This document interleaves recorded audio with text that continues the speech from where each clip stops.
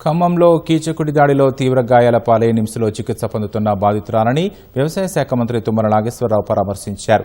భవనంపై నుంచి తోసేయడం వల్ల వెన్నెముక దెబ్బతినడం సహా చాలా చోట్ల ఎముకలకు పగుళ్లు వచ్చాయని తెలిపారు.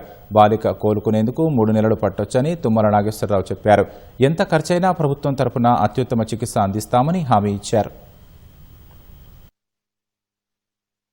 ఒక మానవ మృగం లాంటి ఒక మనిషి చేసినటువంటి దురాగతం, చేసిన చర్య చాలా దుర్మార్గమైన చర్యతోటి పాటు పాపని కూడా ఈ రకంగా ఒక భవనం మీద నుంచి కింద పడేయటం మూలన అనేక రకమైన ఫ్రాక్చర్స్ జరిగినాయి. చేతులు కానీ రిబ్స్ కానీ వెన్నుపూస కూడా దెబ్బతిందని చెప్పి డైరెక్టర్ గారు అట్మోస్ట్ ఎంత వీలైతే అంత మంచి వైద్యాన్ని అందించడానికి ప్రయత్నం చేస్తున్నాం. ఉమెన్ వెల్ఫేర్ డిపార్ట్మెంటు వాళ్ళ పేరెంట్స్కి కూడా కావాల్సినటువంటి సౌకర్యాలతో పాటు డైరెక్టర్ గారు కూడా ఆ కుటుంబానికి ఏం కావాలి ఏంటి వైద్యం ఎంత పెద్ద మొత్తంలో ఖర్చు అయినా కూడా ఆ పాపను రక్షించడానికి ప్రయత్నం చేస్తున్నాం.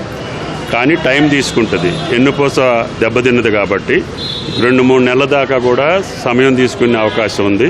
దాన్ని బట్టి వైద్యం మాత్రం ఎంత వీలైతే అంత మంచిగా డైరెక్టర్ గారు అందరినీ స్పెషలిస్టులతోటి వైద్యం జరుగుతూ ఉంది. భగవంతుడి దయ వల్ల ఆ పాప కోలుకోవాలని కోరుకుంటున్నాను.